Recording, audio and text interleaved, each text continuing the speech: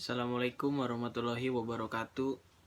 Perkenalkan, nama saya Syahrul Arifin Adha dari Prodi Pendidikan Sejarah kelas 1A. Saya akan menjelaskan konflik. Konflik secara etimologis berasal dari bahasa Latin, yaitu kon yang artinya bersama dan vigere yang artinya benturan atau bertabrakan. Secara umum, konflik merupakan suatu peristiwa atau fenomena sosial di mana terjadi pertentangan atau pertikaian baik antara individu dengan individu, individu dengan kelompok, kelompok dengan kelompok, maupun kelompok dengan pemerintah. Konflik dilatar belakangi oleh perbedaan ciri-ciri yang dibawa individu dalam suatu interaksi. Perbedaan-perbedaan tersebut diantaranya adalah menyangkut ciri fisik, pengetahuan, adat istiadat, keyakinan, gagasan, dan lain sebagainya. Dengan dibawa sertanya ciri-ciri individual dalam interaksi sosial, konflik merupakan situasi yang wajar dalam setiap masyarakat dan tidak satu masyarakat pun yang tidak pernah mengalami konflik antara anggotanya atau dengan kelompok masyarakat lainnya. Konflik hanya akan hilang bersamaan dengan hilangnya masyarakat itu sendiri. Teori-teori konflik ada 3, yaitu teori konflik Chegerts, yaitu tentang primordialisme. Yang kedua, teori konflik Karl Marx tentang pertentangan kelas. Yang ketiga, teori konflik James Scott tentang patron klien. Penyebab konflik, ada beberapa penyebab yang bisa menyebabkan terjadinya konflik dalam kehidupan bermasyarakat, yaitu yang pertama ada perbedaan antar perorangan.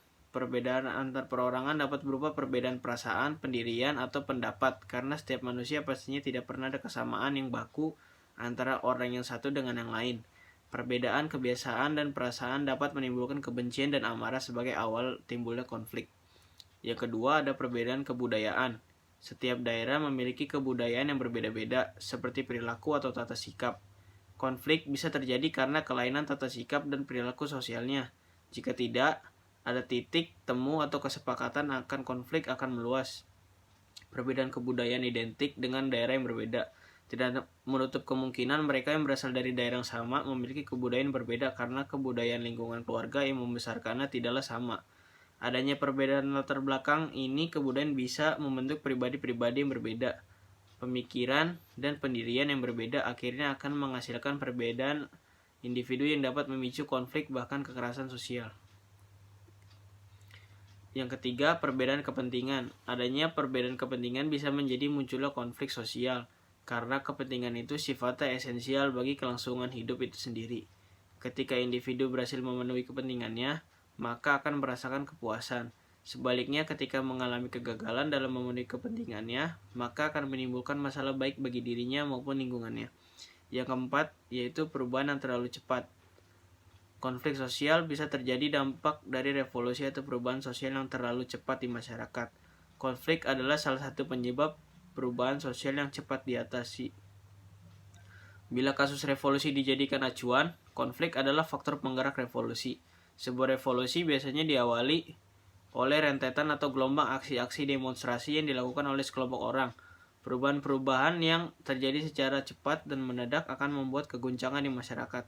Bahkan bisa terjadi upaya penolakan terhadap semua bentuk perubahan karena dianggap mengacaukan tatanan kehidupan masyarakat yang telah ada.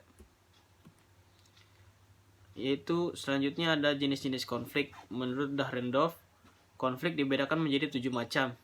Yang pertama ada konflik antara atau dalam peran sosial atau intrapribadi, misalnya antara peranan-peranan dalam keluarga atau profesi.